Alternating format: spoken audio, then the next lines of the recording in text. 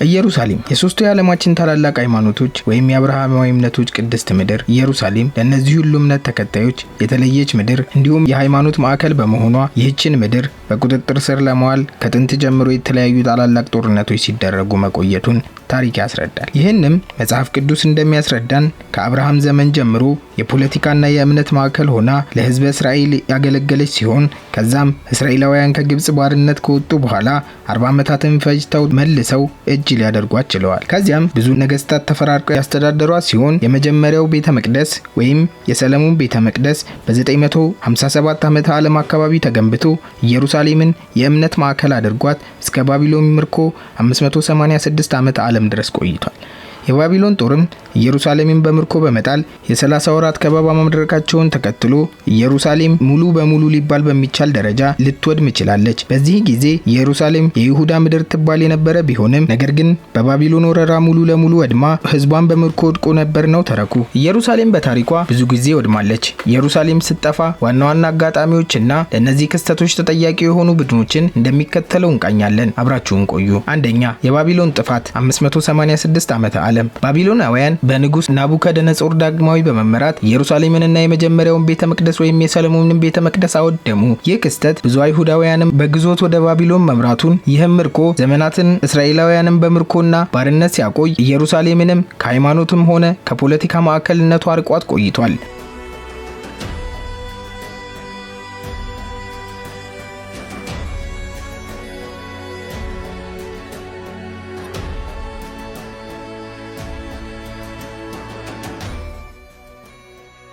ሁለተኛ፣ የሮማውያን ውድመት 70 ዓመተ ዓለም። ሮማውያን በጀነራል ቲቶ በኋላም ንጉሠ ነገሥት የሆነው በአይሁድ ሮማን ጦርነት ወቅት ሁለተኛውን ቤተ መቅደስ አወደመ። ይህ በአይሁዶች ታሪክ ውስጥ ትልቅ ቦታ ነበረውና አይሁዶችን በሮማን ኢምፓየር በዲያስፖራ መልክ እንዲበተኑ አድርጓል። ሶስተኛ፣ የሮማውያን ውድመት የባር ኮከብ አመጽ በ135 ዓመተ ምህረት። ከባር ኮከብ አመጽ በኋላ ሮማውያን በንጉሠ ነገሥት ሂድሪያን መሪነት የከተማይቱን ክፍል የበለጠ በማጥፋት አይሁዶችን አባረሩ። ከዚያም ኢየሩሳሌም ኤሊያ ካፒቶሊና ተባለች እና የሮማውያን ቅኝ ግዛት ሆነች። በዚህ ዘመን አይሁዶች ወደ ከተማዋ እንዳይገቡም ተከልክለው ነበር። አራተኛ፣ የሳሳኒድ ወይም የፋርስ ጥፋት 614 ዓመተ ምህረት። በንጉስ ኮሆስሮ ሁለተኛ የሚመራው የሳሳዲኒ ኢምፓየር ኢየሩሳሌምን ከባዛንታይን ግዛት ያዘ። በዚህ ወረራ ወቅት አብያተ ክርስቲያናትን ጨምሮ የከተማዋን ክፍሎች አወደሙ። ብዙ ክርስቲያኖችም በምርኮ ወሰዱ። አምስተኛ፣ የመስቀል ጦርነት ጥፋት በ1099 ዓመተ ምህረት። በአንደኛው የመስቀል ጦርነት ወቅት መስቀላውያን ወይም የመስቀል ጦረኞች ኢየሩሳሌምን ከፋጢሚድ ከሊፋ ያዙ። በዚህ ወረራ የመስቀል ጦረኞች ብዙ የከተማዋን ሙስሊምና አይሁዶች ጨፍጭፈዋልም ነው ተረኩ። በከተማዋ ላይ ከፍተኛ ውድመትም እንዳደረሱ እንዲሁ። ስድስተኛ፣ የሳላዲን ድል 1187 ዓመተ ምህረት። የሙስሊሙ መሪ ሳላዲን ኢየሩሳሌምን ከመስቀል ጦረኞች ወረራ መልሶ የእስላማዊ ግዛት አድርጓታል። ነገር ግን ይህ ክስተት ከጥፋት ይልቅ ከተማዋን መልሶ ማግኘቱ ነበር። ሳላዲን ብዙ የክርስቲያን ነዋሪዎችን በደህናና በተጠበቁ ሃይማኖታዊ ቦታዎች እንዲለቀቁም ፈቅዶላቸው የነበረ በመሆኑ ኢየሩሳሌም በዚህ ወቅት ከውድመት መዳኗን ነው ታሪኮች የሚዘግቡት።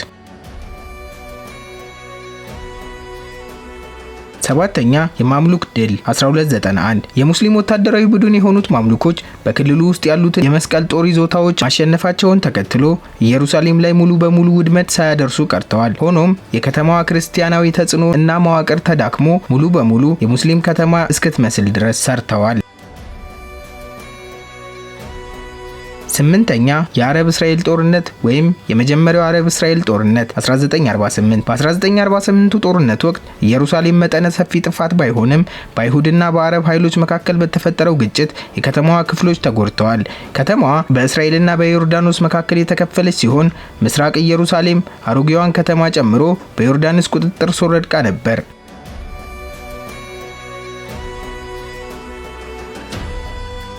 9 የስድስቱ ቀን ጦርነት 1967 ዓ.ም። አሁንም የከፋ ጥፋት ባይሆንም እንደ አውሮፓውያን አቆጣጠር በ1967 ጦርነት የእስራኤል ጦር ከ1948 ጀምሮ በዮርዳኖስ ቁጥጥር ስር የነበረችውን አሮጌውን ከተማ ጨምሮ ምስራቃዊ ኢየሩሳሌምን መልሶ ከዮርዳኖስ ሊቆጣጠር ችሏል። እነዚህ ከላይ ያየናቸው ዋና ዋና ከፍተኛ ጥፋት ያስከተሉ የወረራ አጋጣሚዎች ሲሆኑ ኢየሩሳሌም በረጅም ታሪኳ ውስጥ ግጭቶችና ችግሮች ገጥሟታል። ለአይሁዶች፣ ለክርስቲያኖችና ለሙስሊም ሃይማኖትና የፖለቲካ ማዕከልነት ያላት ጠቀሜታ ለአብዛኞቹ የክልሉ ጉልህ ታሪካዊ ክንውኖች ማዕከል አድርጓታል። አሁን በታሪክ ውስጥ አንዳንድ ጉልህ የሆኑ የኢየሩሳሌምን ድል ነሺዎች ወይም ኢየሩሳሌምን በወረራ የተቆጣጠሩና እንዴት ወረው እንዳገኙ በዝርዝር ወደ መመልከቱ እናልፋለን። አንደኛ፣ በ1000 ዓመተ ዓለም ግድም ንጉስ ዳዊት። የእስራኤል ንጉስ ዳዊት ኢየሩሳሌምን በጊዜው ይኖሩ ከነበሩ ከኢያቡሳውያን ያዘ። የመጽሐፍ ቅዱስ ዘገባ ሁለተኛ ሳሙኤል ምዕራፍ 5 እንደሚለው ስለዚህ ወረራ ይገልጻል። የዳዊት ጦር በከተማው መከላከያ ደካማ ቦታ ምናልባትም የውሃ ዘንግ ወይም መሿለኪያ ቦታ አግኝቶ ወደ ከተማዋ ዘልቆ በመግባት ተከላካዮቹን ሳያስቡት እንደከበባቸው ይገለጻል። ከዚያም ዳዊት ኢየሩሳሌምን ዋና ከተማ አደረገው። በዚህ ጦርነት አሸናፊ የሆነው ዳዊት ከተማዋን ከኢያቡሳውያን ተረከበ። የዚህ ጦርነት ምክንያት ለተባበሩት የእስራኤልና የይሁዳ መንግስት ማዕከላዊ ሃይማኖታዊ ከተማ መመስረትና ኢያቡሳውያን ተቆጣጥረውት የነበረውን ነባሩን ከተማ እና ስትራቴጂካዊ ቦታ መልሶ ማግኘት ነበር። የኃይል ምንጭና የድሉ አመክንዮ ሲፈተሽ ወታደራዊ ጥንካሬ፣ የፖለቲካ እውቀትና እያደገ የመጣ የሃይማኖት አክራሪነት ይጠቀሳል።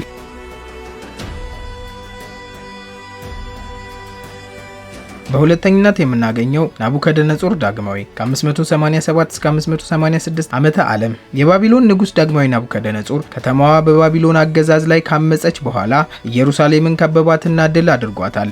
ከበባውም ለረጅም ጊዜ የዘለቀ ሲሆን በከተማዋ ውስጥ ረሃብና በሽታን አስከትሏል። ባቢሎናውያን በመጨረሻ ግንቡን ጥሰው ከተማዋን ሰብረው የመጀመሪያውን ቤተ መቅደስ ወይም የሰለሞንን ቤተ መቅደስ አወደሙና ብዙ የአይሁድን ሕዝብ ወደ ባቢሎን በምርኮ ወሰዱ። በዚህ ጦርነት ድል አድራጊው ዳግማዊ ናቡከደነጾር የባቢሎንን ግዛት አስፋፍቷል። የኢየሩሳሌም ከተማንም ከይሁዳ መንግስት ወይም ከአይሁድ መንግስት ተቀብሏል።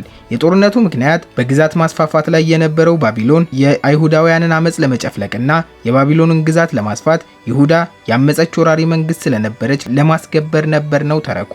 የኃይል መጠንና የድሉ አመክንዮ ከአቅም በላይ የሆነ ወታደራዊ ኃይል በባቢሎናውያን መመራቱ ነው።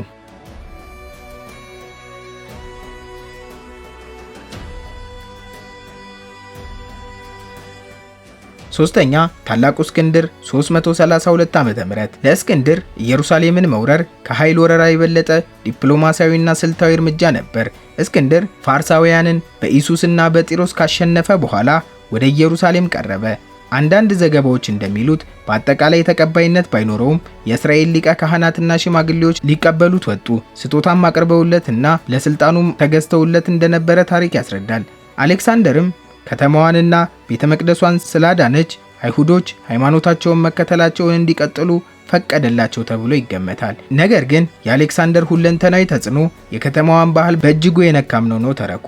በዚህ ጦርነት ድል አድራጊ ታላቁ እስክንድር ወይም የመቄዶንያ ኢምፓየር ሲሆን ከተማዋንም የተረከበው ከፋርስ ኢምፓየር ወይም አቻሜኒድ ኢምፓየር ነው። እዚህ ላይ ይህ ጦርነት በራሱ ኢየሩሳሌምን መውረር አይደለም ነው ተረኩ።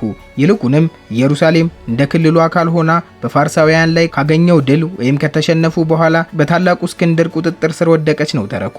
ምክንያት የፋርስን ግዛት ለመቆጣጠር እና የሄሌናውያንን ተጽዕኖ ለማስፋፋት ያደረገውን ሰፊ ዘመቻ አካልም ነበር። የኃይል መጠንና የድሉ አመክንዮ የአሌክሳንደር ታላቅ የሆነ ወታደራዊ ምሁርነትና የመቄዶንያውያን ሰራዊት ጥንካሬ የድሉ መንስኤ ሆኗል።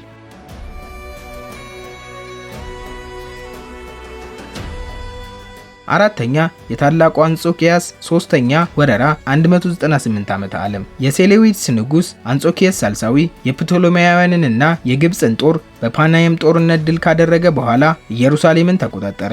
ኢየሩሳሌምና አካባቢው በሴሌውሲድ አገዛዝ ስርም ወደቁ። ድል አድራጊው ኢየሩሳሌምን ሙሉ በሙሉ ባይረከብም አንጾኪዮስ አራተኛ የሴሌውሲድ ኢምፓየር እንደገና ባደረገው ወረራ ቤተመቅደሱንና የአይሁድን ሃይማኖታዊ ልማዶችን እንደተቆጣጠረ አረጋግጧል። በዚህ ጦርነት ከተማዋን የተረከበው ከአይሁድ ባለስልጣናት ምንም እንኳን ይሁዳ በስም በሴሌውሲድ አገዛዝ ስር የነበረች ቢሆንም በአይሁድ ሃይማኖታዊ ራስን በራስ ማስተዳደር ሂደት ላይ ስለነበረች በወረራው ምክንያት ይህን ሃይማኖታዊ አስተዳደር ጣልቃ ገብቶበታል ነው ተረኩ። የጦርነቱ ምክንያት ይሁዳን ግሪክ ማድረግና የአይሁድ ሃይማኖታዊ ተግባራትን ማፈን ግዛቱንም አንድ ማድረግ ነበር። የኃይል መጠንና የድሉን አመክንዮ ስንመለከት የሴሌውሲድ ኢምፓየር ወታደራዊና ፖለቲካዊ የኃይል ጫና የድሉ ምንጭ ተደርጎ ይወሰዳል። አምስተኛ መቃባውያን 164 ዓመተ ዓለም መቃባውያን የተባለው የአይሁድ አመፀኞች ቡድን በሴሉሲድ አገዛዝ ላይ በማመጽ በአይሁዶች ላይ የሄሌናውያን ልማዶችን የጫነውን እና ሁለተኛውን ቤተ መቅደስ ያረከሰ ያለውን የሴሉሲድ አገዛዝ ገረሰሰ። ከዓመታት ጦርነት በኋላ የይሁዳ መቃባውያን ኢየሩሳሌምን እንደገና እንዲይዝና ቤተ መቅደሱን እንደገና እንዲገነባ መቃባውያንን መራ። ይህ ክስተት በሃኑካህ በዓል ላይ ይከበራል። ነገር ግን የመካቢስ ቁጥጥር መጀመሪያ ላይ የተገደበ መሆኑንና ሴሉሲዶች መወዳደር እንደቀጠሉ ልብ ማለት ያስፈልጋል። ስድስተኛ ሮማውያን። የሮማውያንን ወረራ በታላቅ 3 ክፍሎች ከፍለነዋል። አንደኛ ታላቁ ፖምፔ 63 ዓመተ ዓለም። የሮማው ጀነራል ፖምፔ በሐስሞኒያ ስርወ መንግስት ወይም የመቃባውያንን ተተኪዎች ውስጥ በተፈጠረ የኃይል መጠንና የድል አመክንዮ ሽኩቻ ውስጥ ጣልቃ ገባ።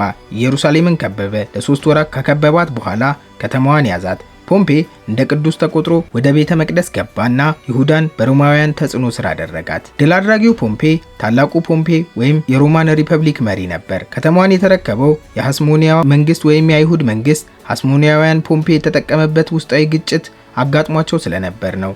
ምክንያት የሮማውያንን ተጽዕኖና ቁጥጥር በምስራቃዊ ሜዲትራኒያን ለማስፋፋት ሲሆን የሐስሞኒያውያንን ውስጣዊ ግጭት በመጠቀም ይህንኑ ሊያሳካው ችሏል። የኃይል መጠንና የድሉ አመክንዮ የሮማን ኢምፓየር ሰፊ ወታደራዊና ድርጅታዊ ኃይል ነበር። ሁለተኛው ታላቁ ሄሮድስ 37 ዓመተ ዓለም። ሄሮድስ በሮማውያን ድጋፍ በሐስሞኒያ አንቲጎነስ የተያዘችውን ኢየሩሳሌምን ከበበ። ከረጅም ጊዜ ከበባና ከባድ ውጊያ በኋላ ሄሮድስ ከተማዋን ተቆጣጠረ። የሐስሞኒያም አገዛዝ በዚሁ አበቃና ራሱን የይሁዳ ንጉሥ አድርጎ በሮማውያን ስልጣን ስር አቋቋመ። ሶስተኛ ቲቶ በ70 ዓመተ ምህረት። ቲቶ የተባለው ሮማዊ ጀነራል በኋላም ንጉሠ ነገሥት በአንደኛው የአይሁድ ሮማ ጦርነት ወቅት ኢየሩሳሌምን ከበባት። በከተማው ውስጥ ከፍተኛ ስቃይና ከበባንም አደረገ። ከወራት ጦርነት በኋላ ሮማውያን ግንቡን ጥሰው ሁለተኛውን ቤተ መቅደስ አወደሙና ከተማዋን በብዛት አፈረሱ።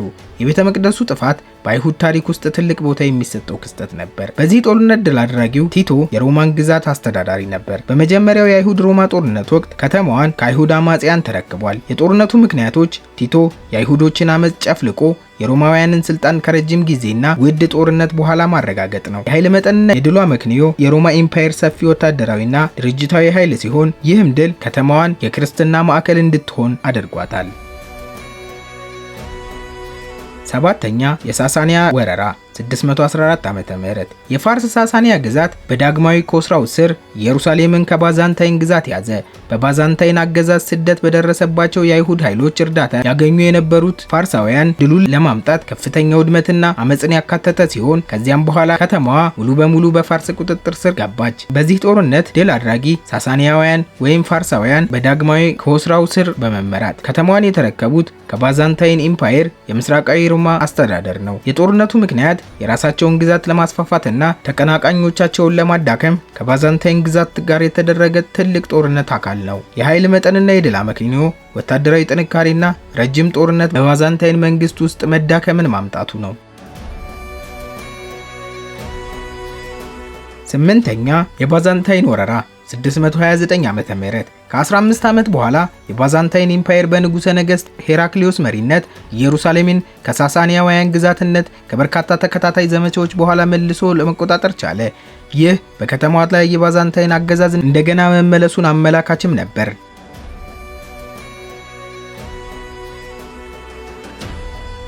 ዘጠነኛ የካሊፋ ዑመር ወይም የእስልምና ወረራ 638 ዓመተ ምህረት። የእስልምና ሁለተኛ ከሊፋ ዑመር የሙስሊሞችን ጦር በአቡ ኡበይዳ መሪነት ኢየሩሳሌምን በወረራ አስገብሯል። ከተማዋ ለ4 ዓመት ከተከበበች በኋላ በፓትርያርክ ሶፎንያስ ለከሊፋ ዑመር ተሰጠ። ዑመር ወደ ከተማዋ በሰላም ገባ። ለክርስቲያኑ ሕዝብ የእምነት ነጻነት አረጋገጠና በቤተ መቅደሱ ተራራ ላይ ያለውን የዓለቱን ጉልላት ግንባታ ተቆጣጠረ። በዚህ ጦርነት ድል አድራጊ የከሊፋ ዑመር ጦር ወይም ረሹዱን ከሊፋት ከተማዋን ከባዛንታይን ኢምፓየር ተረክቧል። የጦርነቱ ምክንያት በሃይማኖታዊ ቅንዓትና ኢስላማዊ ከልፋነትን ለማስፋት ባለው ፍላጎት የተነደፉት የቀደሙት የእስልምና ወረራዎች አካል ነው። የኃይል መጠንና የድል አመክንዮ፣ የሃይማኖታዊ ግለት፣ የውትድርና ጥንካሬና የባዛንታይን ኢምፓየር መዳከም እንዲሁም ከፋርሳውያን ጋር ለ10 ዓመታት የቀጠለ ጦርነት።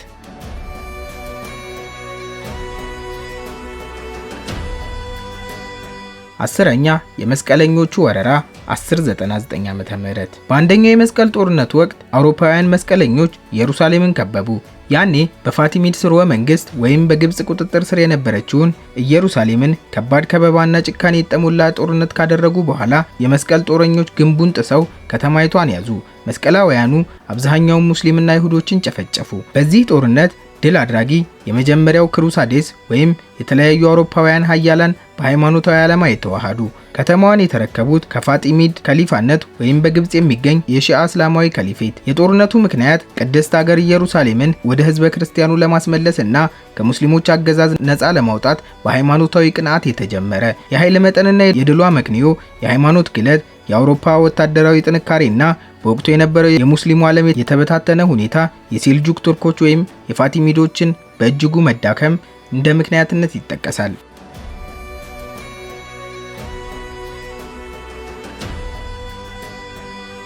11ኛ ሳላዲን 1187 ዓመተ ምህረት የአዩቢድ ስርወ መንግስት ጦር መሪው ሳላዲን በ1187 ዓመተ ምህረት የመስቀል ጦረኞቹን በማስለቀቅ ከተማዋን በድጋሚ ተቆጣጠረ። በዚህ ጦርነት ድል አድራጊ ሳላዲን ወይም የአዩቤድ ሱልጣኔት የከተማዋን የተረከበው ከኢየሩሳሌም ክሩሳዴርስ ወይም የመስቀል ጦረኞቹ መንግስት። የጦርነቱ ምክንያት የሙስሊሙን ዓለም አንድ ለማድረግ መስቀላውያንን ለማባረር እና ሙስሊሞች በተቀደሰችው ከተማ ላይ ያላቸውን ቁጥጥር ለመመለስ። የኃይል መጠንና የድሉና ምክንያት ስንመለከት ወታደራዊ አመራር የግብጽና ሶሪያ በሰላዲን አገዛዝ ስር አንድ መሆንና የመስቀል ጦረኞቹ በውስጥ ክፍፍልና ውጫዊ ጫናዎች መዳከም ነው።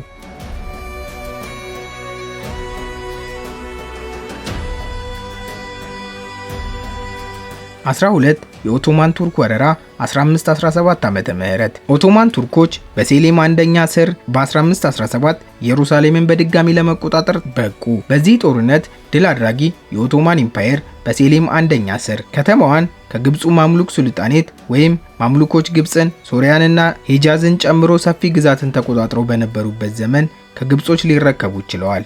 የጦርነቱ ምክንያት የንግድ መስመሮችን መቆጣጠርና ግዛታቸውን ለማስፋፋት እንዲሁም የኦቶማን ወደ መካ መካከለኛው ምስራቅ መስፋፋት አንድ አካል ነው። የኃይል መጠንና የድሏ ምክንያት ስንመለከት የኦቶማን ኢምፓየር ወታደራዊ ጥንካሬና የፖለቲካ ድርጅቶች ከማምሉክ ውስጣዊ ድክመቶች ጋር ተዳምሮ ለድል አብቅቷቸዋል።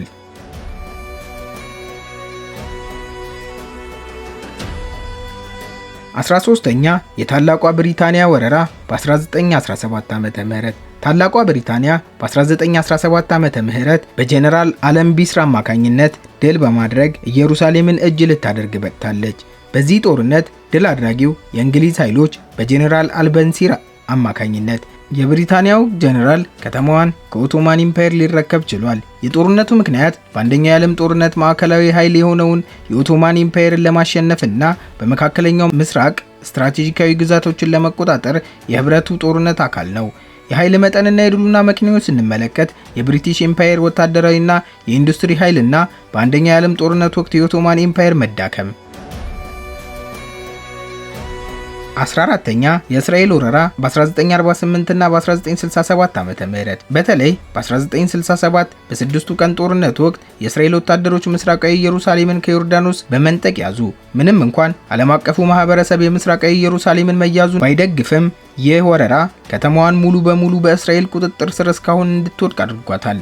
እነዚህ ከላይ የተመለከትናቸው ወረራዎች ብዙ ጊዜ ጉልህ ሁከትን፣ መፈናቀልንና የባህል ለውጦችን ያደረጉ እንደነበር ማስታወስ አስፈላጊ ነው እና የኢየሩሳሌም ታሪክ በሁሉም ግጭቶችና አብሮ የመኖር ጊዜዎች ተለይቶ ይታወቃል። ሆኖም በአሁኑ ሰዓት ኢየሩሳሌም የእስራኤላውያን ከተማ ሆና ትገኛለች።